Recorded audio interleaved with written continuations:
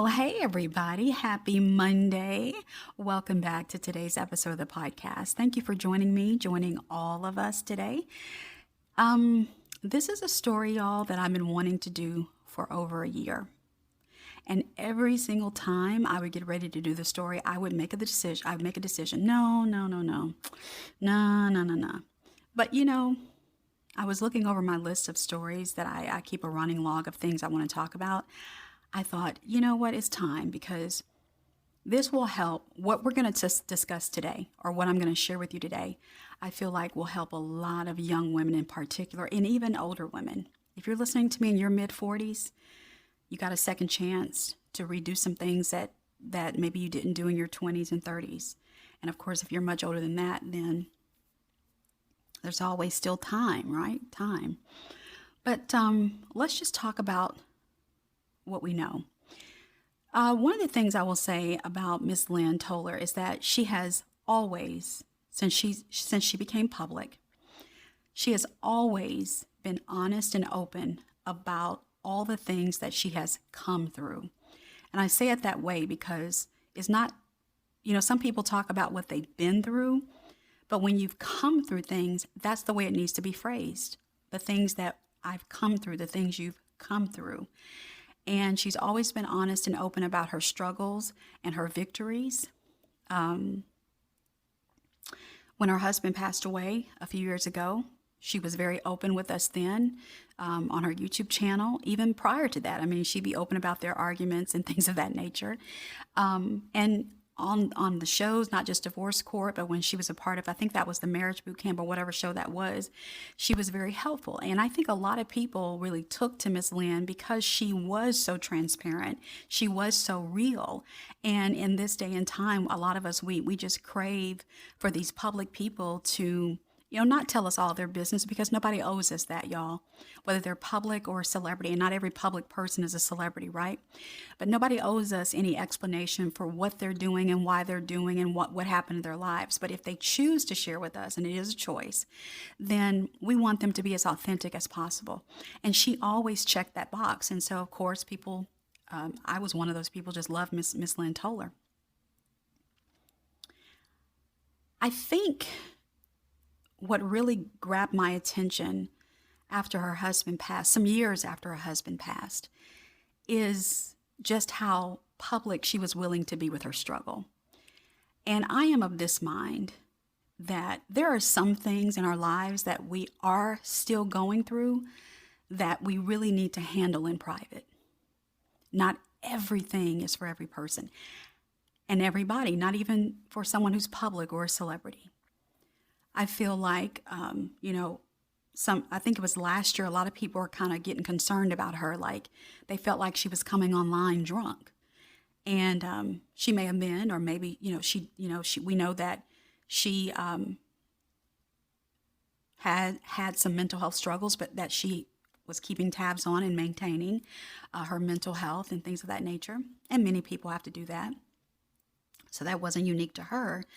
But people became concerned, like, wait a minute, some of this is seeming to be a little out there. And I was one of those people. And I felt like what I felt like when Wendy Williams started going down publicly. And let me be very clear about what I mean by that. One of the dangers, one of the bad parts about being a public person is that sometimes these people don't have any real solid friendships. And then everything that they're going through, they bring it to us, the public. Amanda Seales is one of those people. Wendy Williams was one of those people. And maybe it's not a lack of friendships necessarily, but that's what it appears to be. Wendy Williams burst out in tears saying, there was nobody to call. I had nobody to call. But as we've talked about over the years, Wendy Williams was consistently saying for years, I trust no one, I trust no one, I trust no one. And all of us have been hurt. And I know some people have been hurt on a deeper level in terms of friendship, the betrayal of friendship. And so it's very, very hard to open up again and trust people or allow people in. But I think what we're seeing now with her, and Again, I'm just speaking about what she's sharing publicly. And what we saw with Wendy, what we've seen with a lot of these people is when they do become famous or they get a certain level of notoriety, I don't know, sometimes it appears from the outside looking in that their circle becomes smaller and smaller. And then we, complete strangers, become their sounding board. And I don't think that's right. I don't think it's right. It pains me to see Miss Lynn come on social media in the state that she has been in some of these times, because it makes me wonder, does she not have any friends? Why doesn't she have a really good therapist that she can call? One of the things I love about and admire about Jennifer Lewis is that she's always been open about her therapist. She's had the same therapist for a long time. And yes, there may be money struggles that people have, but, when you're a Lynn Toler, I'm assuming she has some connection still in the business with therapists that she could get sessions for free. I don't know. All I know is that some things people don't deserve to see that we are experiencing. We are complete strangers and we don't deserve it. I'm a complete stranger and I don't deserve it. And it's really sad. It's sad to me. And I know I use that word a lot, don't I? When I'm talking about Jake's taking advantage of his church, I'll say sad, but it is. I mean, that's the only way I know how to describe it. I can't, say it's not. It is. Social media, y'all, should never be our outlet because we have no one to talk to. I see people, I'm not talking about over here, and I'm not being facetious. I literally am not talking about over here. I see people sometimes who have replaced what should be a full life with social media. They interact with people in the comments and they act as if they know these people. It's like, but you don't know them. They're just someone typing on the other end. They could be 500 pounds in jail. And, you don't know who you're engaging with in these comment sections. So, no, you can't say that Johnny is your friend. You don't know just because you and Johnny go back and forth in the comments every Wednesday at 2:00. No. And so I think it saddens me to see people who have some financial security not have friends, because it tells us kind of what the priorities really were.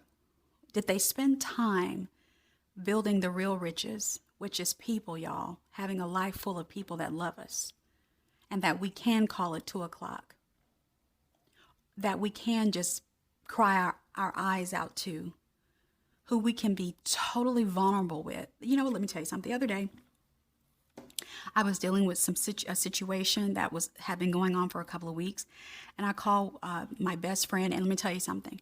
I just was like, not the ugly cry, but if you could just totally be out of control emotionally and just be talking all over the place, I felt totally safe to do that.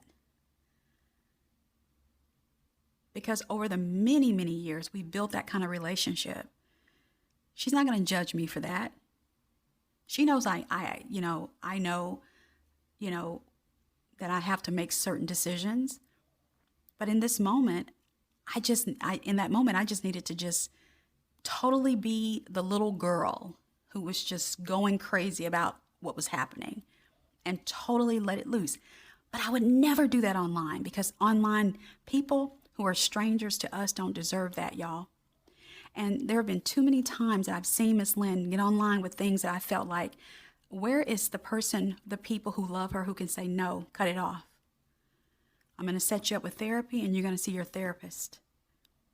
And we know she battles with depression. She shared that sometimes it's difficult for her to get out of the bed. But here's the thing, and I'm not about to say this to minimize her situation, but I'm going to say it because it's true. Millions of people battle with depression. We have to remember we're not the only ones, but help is available to us, y'all. Help is available to any and everybody who needs it and who wants it. I get really concerned when we see, in particular, these older Black women get online as if they have nobody but complete strangers. Why do we deserve to see Miss Lynn Toler in an unkept state? Why? Why do we deserve for Miss Lynn Toler to get online and go live and who knows, maybe for her it's something she needs to do to keep herself going. I don't know. But for me, I see it as dangerous. One of the things that I learned from Michelle Obama, she talked a lot about it. She came to Inglewood. This was on the leg of her. A lot of you heard me talk about this because that was my first time seeing her. But she came on the last leg of her The Light We Carry tour. Inglewood was her last stop. And so she was down here at SoFi. And Oprah was moderating. And they talked a lot about her friendships. And she talked about how she focused a huge section of her book on her kitchen table. The 12 people that she's cultivated and kept throughout her life that are friends, that she can be totally vulnerable with and honest with. And she talked about going low and going high, that phrase, that slogan she's known for. And she's talked about, when I get with my friends, we have a go low session. And then when I come out in public, I can go high. And then if you haven't read her book, The Light We Carry, I'll link it for you in the comments, but she has a whole section on how to make friends as an adult.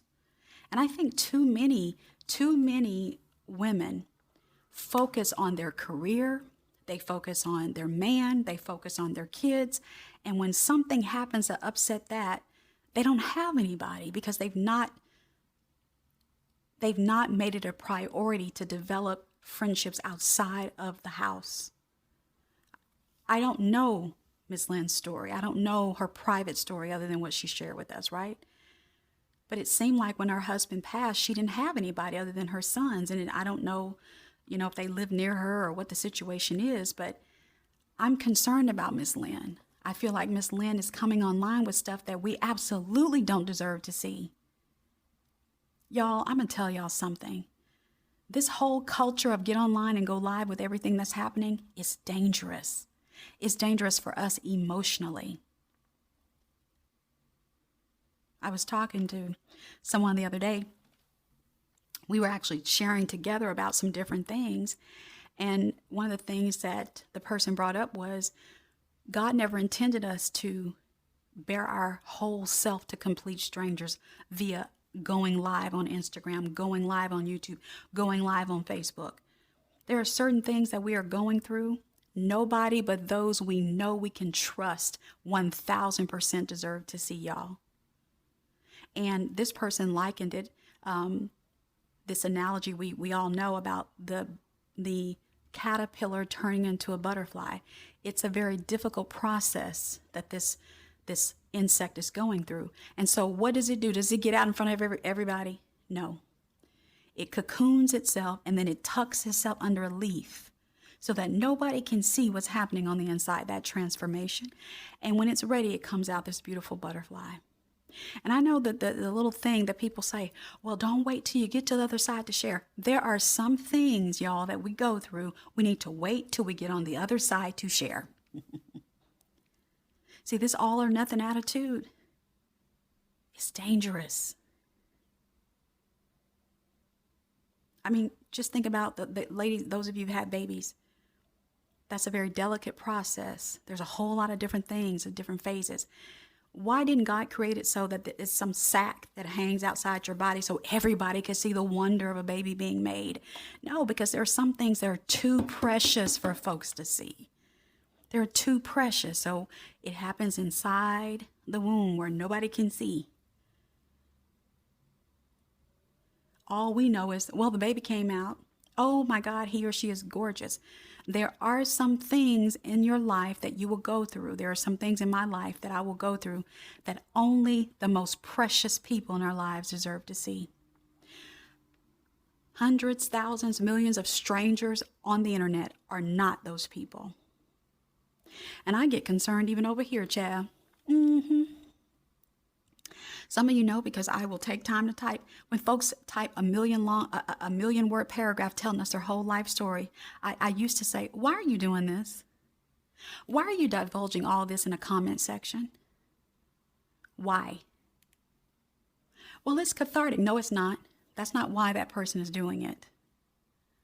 And so I feel like, Miss Lynn Toler has given the world a lot, and she has a lot more to give, but she needs to get herself healthy. She needs to get herself in a stable state.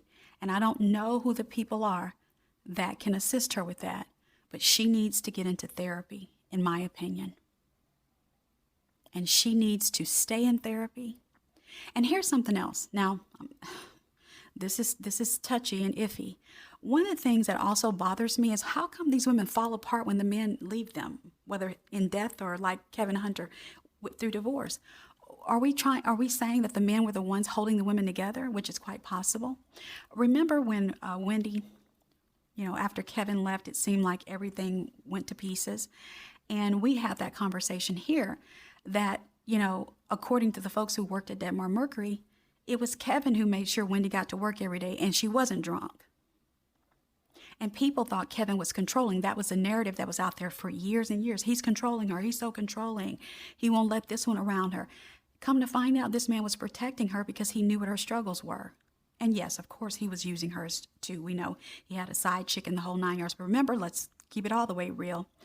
Remember, she told Andy Cohen, I knew about that girl from the moment he started dating her. So she knew about her. What did she tell Andy? For 13 years. So let's not, I don't want anybody to make excuses. Well, he listen, okay? She stayed. So, but she fell to pieces, right? And now we have Miss Lynn, who we know that her husband and her, that he obviously was an integral part of her mental health. But, him dying, and we don't know the full details there. Was he sick for a long time and then died? Was it, some people have surmised it might have been drugs. I don't know. Maybe he had a heart attack. Maybe it was just a natural cause. We know he was in his early 70s, but y'all, there are people who are older than him that are fine. So we can't say, oh, well, he was old. I mean, if that's the case, everybody old should be dead then, right? But there was something, whatever the situation happened there, we know it devastated her, as it would anybody who has been married to someone for that long. But, and yes, grief makes us, it's heart-wrenching. Sometimes people want to take their life. I mean, it's hard, But why is it that these women seem to fall to pieces when the men are no longer there? So ladies, this is what I'm going to say to us. What are we doing to ensure that if everybody leaves, in whatever way they leave, we're still good? That we have the support systems in place to make sure we're still good. And support systems are therapy, friends, it's a pastor, it's an imam, some clergy of some kind. It could be checking ourselves into some facility if that's what's needed. It could be,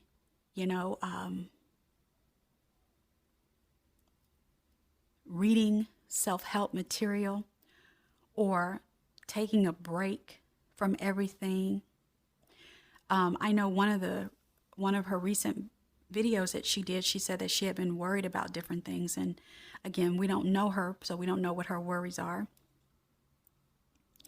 But the bottom line is some of this to me definitely speaks of a woman who put more emphasis on her career at the expense of really having certain systems in place to keep her together. And listen, we all have times when we just fall to pieces. All of us, okay? It's called being human. We are not superhuman. But when we fall to pieces, do we have a support to land on? A friend, a therapist like Jennifer Lewis, a longtime therapist who knows her history, who knows what her voice inflection sounds like, who knows? Have we taken time to establish a community, a church where the people know us? Oh, well, celebrities can't, they can't, be all like that. That's the danger. That's the danger. That's the danger of being a celebrity. It's very isolating. But then there are some people who are celebrities who have seemingly been able to manage that to where they still have friends and people. And I know I'm bringing up names of people that we know, and their situation may not be anything like Judge Lynn Toler's, but I'm just simply giving examples of people, of how just because someone's rich and famous and well known doesn't mean that they have to disconnect from building real relationships. When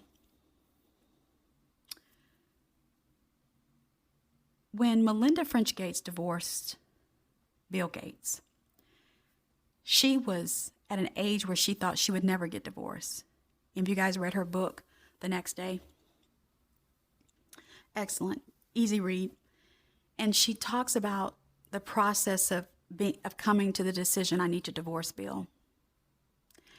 And one of the things she talked about years later on her podcast is that she has two friends that she's known, both of them she's known for over 30 years.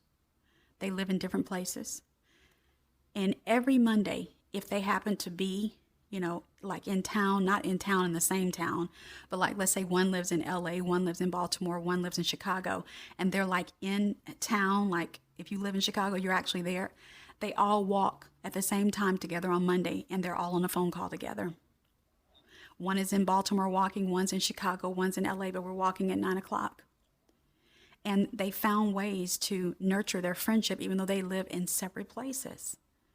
So we have to sometimes redefine what friendship looks like for us when our lives are so that, maybe your childhood friend or your college friend or the coworker or whatever, now they live, whatever, maybe in Texas and you're somewhere, I don't know, wherever you are in North Dakota, right?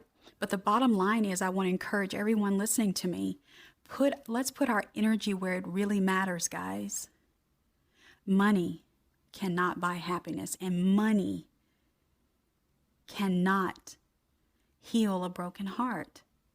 It can't be a support system in the way that we really need it. So let's end by talking about 3 things all of us need to make sure we're doing, male or female, younger or older, live in the U.S., live outside the U.S. Black, white, it don't matter. Because as human beings, we all have the same needs, and we will all go through similar situations in our lives. So first is we need to recognize what does it really mean to be rich? What does that word really mean? Because we look at the rich and famous, and we see, like Miss Lynn, coming on, it's like, Miss Lynn, don't do this. Don't tear down everything you've built because you're going through a bad season. Get help. You don't need to come online. You don't need to come. Why? Forget these strangers, honey. Get help. Get whole, get stable. It's nobody's business, some of this stuff. But at any rate, what does it really mean to be rich? I remember when I was retraining myself on what it means to be rich, I would say certain things out loud. Like I remember, I'll never forget this. I passed by, this was a few decades ago. I was working and I was going to a person's home to interview them. And I passed by, I was in the deep, deep country. And, like houses that have those rounded porches or the porch that goes all the way around. And I remember I passed by this house where a bunch of people were sitting on the porch. And I could see that they had their tea out and they were just chilling and laughing with I could hear their laughter in my vehicle as I passed by. And I said out loud, that's being rich. Because I was in the process of retraining my brain what it means to be rich. And so I think all of us need to understand that having people in our lives that got our back 1,000%, that love us. I'm talking about beyond the husband, beyond the boyfriend. Remember what we were just talking about, right? I was just sharing with you rather, that why is it that we see some of these women fall to pieces when the man is no longer in the picture? So we must be saying that they were being held up in some degree by this man. And there's nothing wrong with it except until there's something wrong with it, until we can't seem to get it together because the man is no longer there. So We need to be building real relationships, y'all, with real people. And if you are going to, and if it were me, if you or I are going to fall victim to this new stuff that's going on here, one of the things that's really concerning me is the fact that people can go on AI dates. They can have an AI companion. They can, a lot of you remember the episode of The Twilight Zone called The Lonely. If you don't know that episode, I'm going to tell you, go back and YouTube it. You'd be shocked. That episode was written and created, I think, in the 1950s, but you would think it happened in 2026 because the man was lonely and they gave him a machine that looked like a woman as a companion. And he got so out of reality that he was like, I love this thing. I love her. And they were like, Corey, it's not real. It's a machine. And he was like, no, it's not. See, that's where we're going, y'all. And we're living to see it. It won't be long and we'll be out. When I say it won't be long, I'm talking about in a matter of years. We'll be out, going out to dinner. And guess what? Somebody will be sitting at a table with a robot as their date.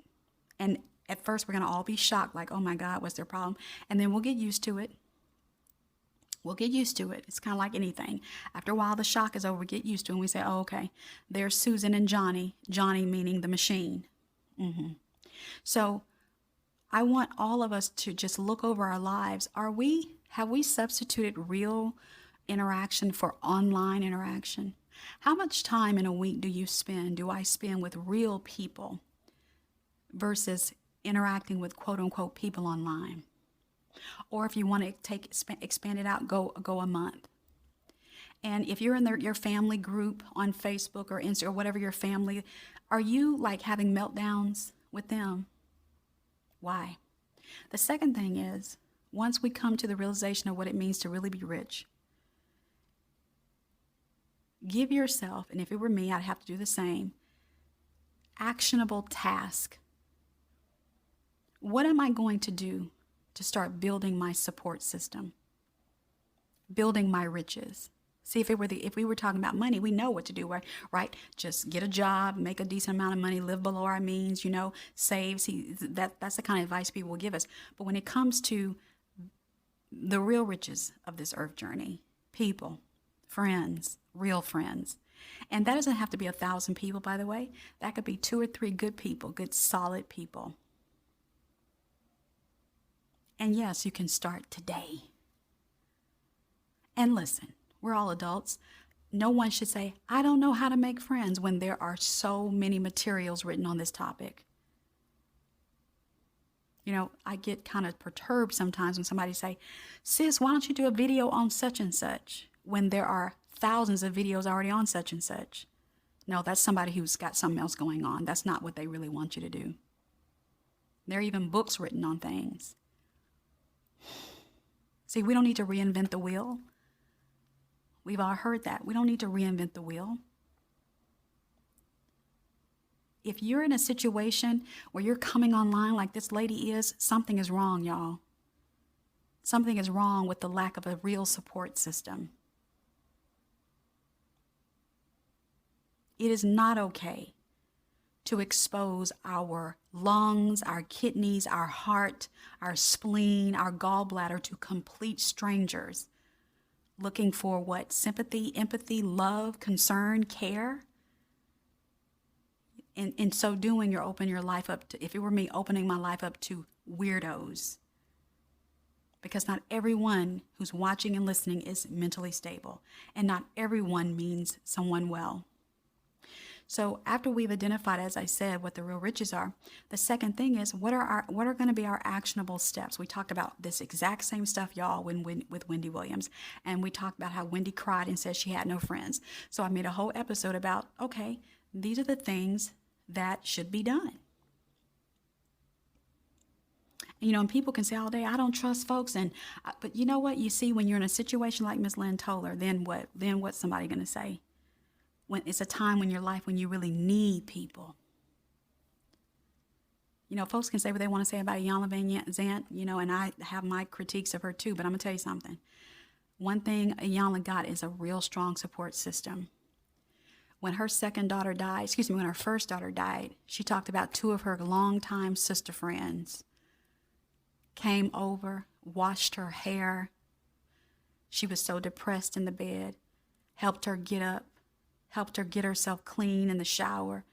Because when you're depressed, sometimes you don't have the energy to do these things. Prayed with her,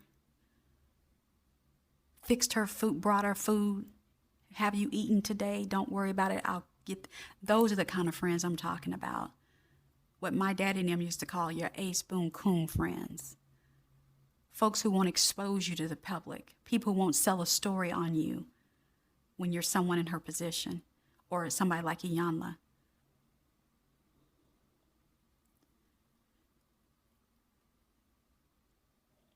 So what are the actionable steps? What thing, because it doesn't need to be 15 things, what 1 to 2 or more things are we willing to start implementing today to start building our support system? Do some research and see what fits you and what you can, consistently do.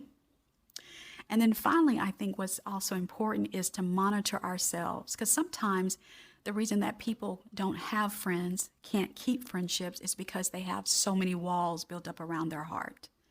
Well, Susan hurt me in 5th grade, and Tina didn't do this, and Tina took my man in 10th grade, and so now, or if it's a guy, maybe they'll think I'm gay if I, try to talk to Johnny, about what's going on, whatever. Well, sometimes we need to recognize that we are the ones standing in the way of our own progress. We are the ones standing in the way of building our own support system. And, to be honest with you, what that calls for is for us to be honest with ourselves. Sometimes you just need to ask yourself, if it were me, I need to ask myself, why don't I have any friends? What's the real reason? Let's not talk about Tina in 5th grade and Susan in grade 2. What that was, especially if you're 32 listening to me. What I don't want to happen is what I see happen to these celebrity folk, because they're just people, is that they get to a place where when they're really going through, it doesn't seem like they have nobody, y'all, but us. And let's be honest, we don't know them, nor do we really care. Or we may care in the moment. We may leave a nice little comment. We may send a cash out, but we don't know them. We don't really care. We live in our own lives. Folks trying to raise their kids. Let's talk about some resources. Remember, we've talked about if you need therapy and you can't afford it, no problem. You're going to get on your phone like you're listening to me. You're going to find out what universities and colleges are in your area. Do a 50-mile radius, if that's what you got to do, 25-mile radius. Find out if they have a psychology department. Then you're going to call that psychology department and you're going to ask, do their students do counseling for the public as a part of their practicum? And when they tell you yes, because they all do it, you will find out how to get on the list to get someone to do therapy with you. If you say, well, I don't want to do all that, I don't have a car, what about the bus system? What about, you see, when I see people who say, I don't have the money, and I'm looking at them, now I can't see you and you can't see me, but I'm thinking of situations that have happened in real life, and I'm looking at their hair, and I know that bundle of weave is at least $100. I'm looking at their eyebrows have been threaded. I know that's at least $50. I'm looking at their nails. I'm looking at the clothes they've got on. You see, I'm looking at, I'm standing maybe next to their vehicle, and I can see at least 2 Starbucks cups. And I go to Starbucks, so I know how much that stuff costs. We got the money, y'all. Yeah, we do. Or I'm looking at their kids, and, their kids got all this stuff, all these electronics and games and all. Yeah, the money is there. Yeah, it is there. It's just what's the priority? Or I'm looking at, they got a housekeeper. Okay. They've got someone to do their lawn. Okay. They've got someone, to come, the mobile car detailer. Those are great services for a busy woman or a busy family. But when something more important is needed, like taking care of our self-care, our soul care, then you know what? Johnny, get out there and do the lawn. Little Timmy, here's the bucket. I'm going to teach you how to wash the cars because we're going to cut back on the mobile detailing for a while because we're going to use this money to go to family therapy. So there are all kinds of ways, y'all, that we can free up money so we can take care of the parts of ourselves that matter far more than this stuff. That when we die, we will not take it with us. How many of you have had people to die and you have to go clean out their home? See, all the stuff was just there. Their wallet, their ID, wigs, everything. You can't take that stuff with us. We can't take that crap with us. So as I get ready to end, my hope for Lynn Toler is that Miss Lynn will go get the help she needs. That's real strength. Getting up and going to therapy. And if she can't get up and go to therapy, do it on Zoom. Be vulnerable. Who cares that you're the Lynn Toler? If you don't make it, and whatever else is going on with her in terms of maybe her mental health, if she is drinking or whatever it is, that this lady would get some help. I feel like there's a whole lot more that she has to offer to the world. But right now, Miss Lynn needs to save herself. And nobody's going to come do it. And so, you know, some of the YouTube videos that she was making before she went on a hiatus, they were just too painful to watch. It was difficult for me to see her in that position because, see, I didn't deserve to see her in that position. I'm not a friend. I'm not someone who loves and cares for her. I was a stranger. And so let's be mindful, guys, of what we're really doing in terms of building real relationships, because there's going to come a time when, and we've all been there and we will be there again, where we're going to need somebody. And if we don't spend time when things are good, building those relationships, building those support systems, putting those frameworks into place, when we need them, they will not be there. There'll be nobody to come knock on the window and say, hey, girl, I know you in there. If you don't open up the door, I'm going to call the police and we'll have them bang it down. I remember Taraji said, she talked about her best friend, Mary, that one day she called Taraji Pence and she called her best friend and she said, last night I wanted to kill myself. This was in the last 3 years. The Taraji, all the movies. She said, I was just so unhappy. If you watched her interview with Angie Martinez on Angie's podcast, In Real Life, and she said, I called her and I said, I thought about killing myself last night. And she said she and her friend talked about it. And then sometime later, her friend was calling her and she was busy. I mean, like she wasn't doing something she was busy and she couldn't answer. And so she had to go out of town to film a movie. So she went ahead and went out of town. And she said, I said to myself, I'll just call her once I get situated and get my luggage. And she said, honey, before she knew it, her friend was pulling up on set and said, I came to lay eyes on you to make sure you are okay. See, those are the kind of folks we need, y'all. Who'll say, you know what, if I need to stop what I'm doing and pull up on your job, that's what's going to happen. You say you was in Target. Which one? You off the one on Lake? Guess what? I'm pulling up. And guess what? We have to be that for other people too. So it's a two-way street. It's not just about us siphoning from people. It's about us being able to give and share that and be a part of another person's support system as well. So as I let you go, you know what? Let's send positive vibes to Miss Lynn. But Miss Lynn needs to get offline with this stuff, and she needs to go get help. Miss Lynn knows. And if she's fallen into alcoholism or whatever's going on, she has the ability to get herself help, y'all. She does. And again, when you're people like her and you have connections, there are people who will help you for free. They just want to see you well. And I'll talk to you on the next one. Bye, guys.